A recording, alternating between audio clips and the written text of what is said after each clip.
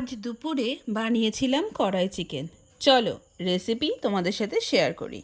প্রথমে কড়াইতে তেল গরম করে তেজপাতা আর দারচিনি ফোড়ন দিলাম। ফোড়নটা একটু ভাজা হয়ে গেলে কুচি করে কেটে রাখা পেঁয়াজ এর ভিতরে দিয়ে দিলাম এবং নাড়তে থাকলাম। এরপর আদা রসুন লঙ্কার পেস্ট আমি এই পেঁয়াজের ভিতরে দিয়ে দিলাম, সাথে পেস্ট ধোয়া জলও দিয়ে দিলাম। এরপর একটু কষাতে হবে।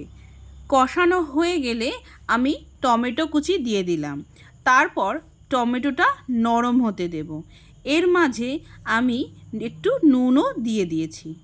এরপর একটা বাটিতে গরম জল দিয়ে তার ভিতর হলুদ গুঁড়ো, ধনে গুঁড়ো, জিরে আর লঙ্কা গুঁড়ো দিয়ে দিলাম এবং সেই মিক্সটা কড়াইতে দিয়ে দিলাম।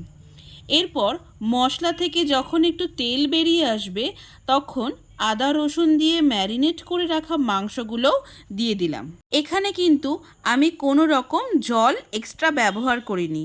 এইখানে যে জলটা দেখতে পাচ্ছ সেটা হলো মাংস থেকে বেরিয়েছে। পেস্ট ধোয়া যে জলটা ছিল সেটা ছাড়া আমি কিন্তু আর এক্সট্রা কোনো জল দিইনি।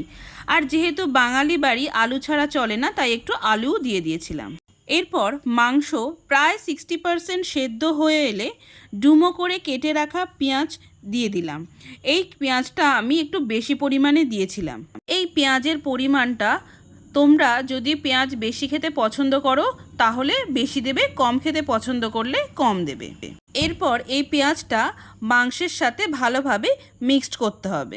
ভালোভাবে মিক্সড করার পর যখন মাংস 80% সেদ্ধ হয়ে আসবে তখন একটু ঘি দিয়ে দিলাম।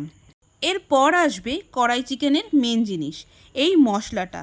এর জন্য শুকনো খোলায় গোটা জিরে, ধনে, মৌরি, জোয়ান, গোলমরিচ, শুকনো লঙ্কা, দারচিনি, লবঙ্গ, এলাচ ভেজে নিয়ে গুঁড়ো করে নিয়েছি। আর এই মশলাটা দিয়েই কিন্তু ঢাকা দিয়ে দিতে হবে। আর কিন্তু কোনো মশলা আমরা এখানে ব্যবহার করব না এবং এই মশলাটা দিয়ে কিন্তু বেশিক্ষণ রাখা যাবে না। এই মশলাটা দেওয়ার ফলে চিকেনের গ্রেভির কালারটা কিন্তু অন্যরকম হয়ে যাবে। আর এই মাংসে কিন্তু জল যত না দিতে পারবে ততই কিন্তু ভালো হবে। দেখো আমার গ্রেভিটা কত সুন্দর কালার চলে এসেছে। এরপর মশলাটা আমি মাখিয়ে নিচ্ছি। মাখিয়ে নেওয়ার পরে আমি এটাকে ঢাকা দিয়ে দেব। ব্যাস তৈরি হয়ে গেল আমার কড়াই চিকেন। তোমরাও এইভাবে বাড়িতে করে দেখো। যদি ভালো লাগে আমায় একটা রিভিউ দিও। টাটা।